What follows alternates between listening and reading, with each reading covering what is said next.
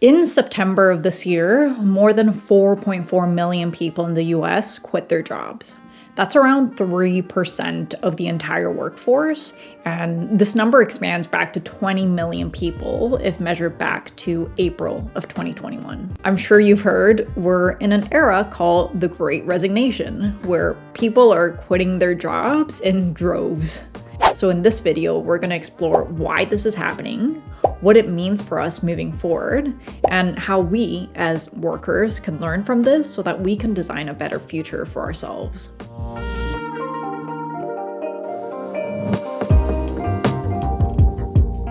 Hey guys, welcome back to the channel. If you're new here, my name's Dami and I am a licensed architect in beautiful Vancouver, BC. On this channel, we talk about architecture and design, and also some tools and strategies that can help us have more meaningful and fulfilling careers in architecture. So I left 2 jobs in the last 2 years. Once just before the pandemic and one during the pandemic. And throughout the past few years, I've been thinking a lot about my relationship with work, how I want to spend my time, and the value of my time. So just in the last 2 years, several things happened in my life. I became a registered architect. I gained more experience and I became more confident in my abilities. I paid off my student loans and actually started to have some savings, and I started investing some money. And I also had a lot of time spent alone.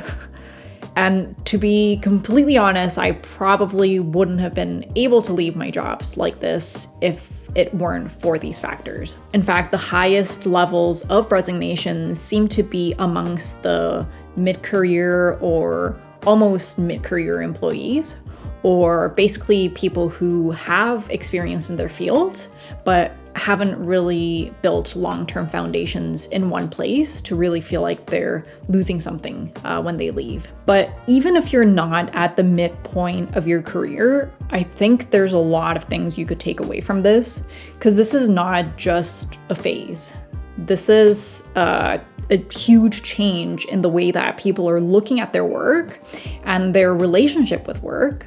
And I really believe this is going to transform many industries in the following years.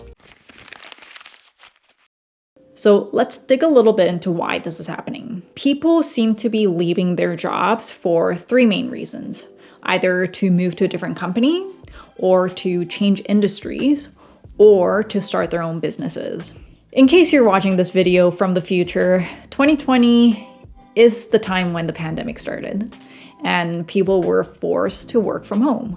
With the amount of time people were spending at home, I think we started looking at our lives in a different perspective, and we really started reassessing our values. Personally, I really realized the joy of spending time with friends and family, and the joy of giving time to myself and just like doing little things that nourish my soul and make me happy. And I think we also realized that life is really short. And for a few period of months at the start of the pandemic, we had no friggin' idea what was going to happen. And I think people realize that life is too short to be doing something that doesn't bring us happiness or meaning. For a lot of people, I guess that was their jobs. I think another side to this is the slight detachment of work from self-worth. I think especially for architects, this is a bit of a pain point because we attach our values so intimately to our work, and the industry is kind of designed that way, like with the whole practice of judging a person by their portfolio. But I think in these past few years, as we assessed our values, and probably by having reduced contact with society and societal pressures, I feel like people are starting to detach their value from their work. I have a colleague who recently left and went to another firm. And when she told me where she was going, honestly, I was a little bit shocked. And I thought it was a little bit strange because I felt like it was a little bit of a step down for her. That firm wasn't doing incredibly exciting work, and it was just like very conventional architecture. But the more I thought about it, it made sense. She's getting better pay, better work-life balance, and that was her trade-off. In the book Bullshit Jobs by David Graeber, he talks about how the idea of work as a source of value is actually a pretty recent idea. And it really started with philosophers like John Locke and the Puritan ideologies, which basically claim that suffering endured by the working classes is noble and virtuous. That mindset has been passed down to us. And on top of that, in modern society, our jobs basically support our very consumerist patterns of living. And we justify the daily dullness of work because it fulfills our consumerist desires, where we need to buy things we don't really need to climb the social ladder, which in itself is not real. And I think that's the other thing that's happened during the pandemic. Our habits of consumption have changed. We're not really going out as much. We're not buying as much. And we don't need to spend as much. And all of a sudden, you realize oh, okay, that's where all my money was going. The other reason is burnout. Working from home blurred the lines between people's work and personal lives, and a lot of people ended up working more than their allotted number of hours because for a lot of companies, the amount of work and deadlines didn't change. In fact, a lot of the burden of this shift to working from home fell on the employees, especially for visual communicators like architects.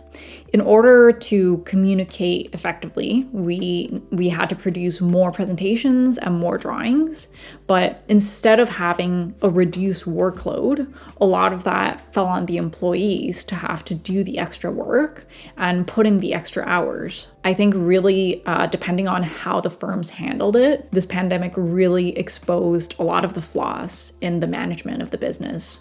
Also, having to keep up productivity while being isolated at home is really hard because you're not really getting the benefit of vibing off of the energy of the office or your colleagues, which I think has led to a questioning of the work culture.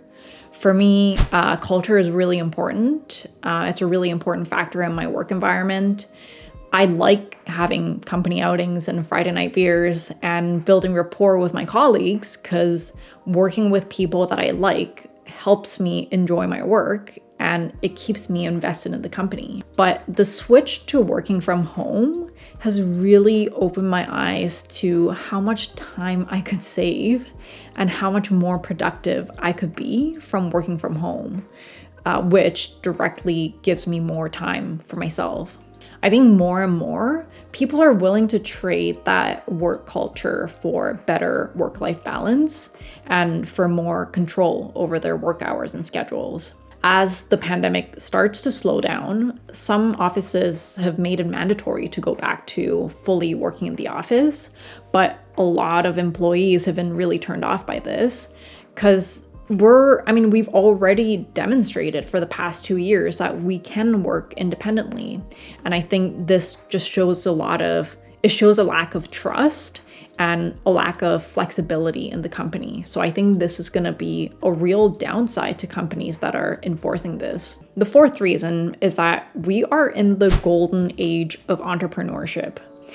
It's easier to start a business now than ever. Since January to October this year, there were 4.7 million business applications just in the US, which was a 34% increase from that same time in 2019. First of all, the cost of failure is close to zero. There's multiple sources of capital that you could tap into. Cost of testing out an idea is super cheap. You can literally just ask a question to Twitter or Facebook or Instagram. And with platforms like Fiverr and Upwork, it's so easy to hire freelancers. Also, there's a massive amount of content and communities for entrepreneurs, more than ever before. Any person can basically start their own thing as long as you're providing good value and good content. So if you've been working till the point of burnout and you're not so attached to your job,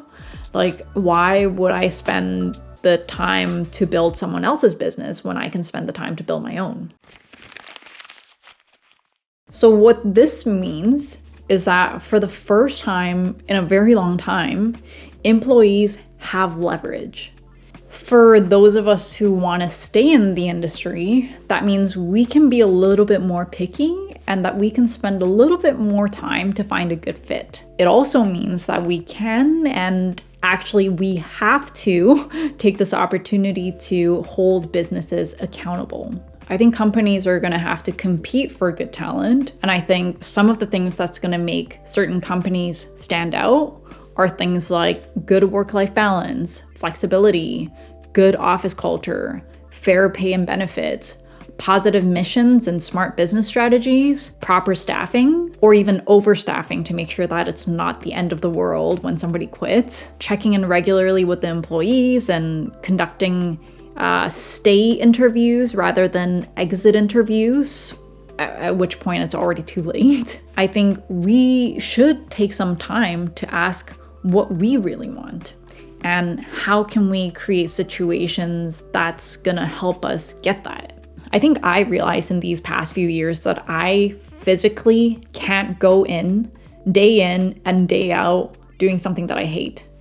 I mean, work is work, and no work is perfect. I'm not saying that. But for the majority of the times, I want to be doing something that I find meaningful and enjoyable. I also realize that I need flexibility. Like when I have an appointment, I don't want to have to ask permission to go. I just want there to be trust and transparency. And actually, that's not really something you can demand from your employer. You have to gain that trust. You need to prove that you can be trusted. And if your employer's values align with yours, then that's going to give you more freedom and control. But you have to kind of make the first move and create that situation. It also means that maybe we can take a little bit more time to find the right fit rather than just like taking the very first offer that comes through the door. There's been a lot of issues with the architecture industry, but a part of the problem is, and it always has been, us. And it's because a lot of us just put up with the bad conditions. And when we do this lowers the standard for everyone in the industry and also for the generation after us.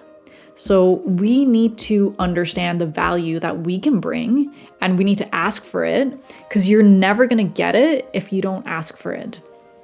And if they say no, you can move on knowing that you tried. I also just want to add that I think it's always better to try to fix the problem where you're at rather than just quitting and leaving. Because that doesn't really give your employers the opportunity to fix their mistakes and learn from that. Especially for architects, I'm kind of always an advocate for like sticking with your project from start to finish, because that's such a valuable experience. Anyways, whether you already quit your job or whether you're planning on quitting your job or whether you're planning on staying put, I think we can all take this as an opportunity to reflect on what brings us meaning and happiness.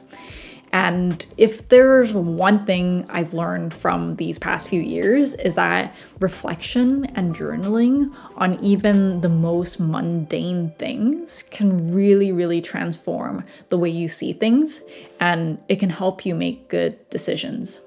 Anyways, I would really love to hear your thoughts on this.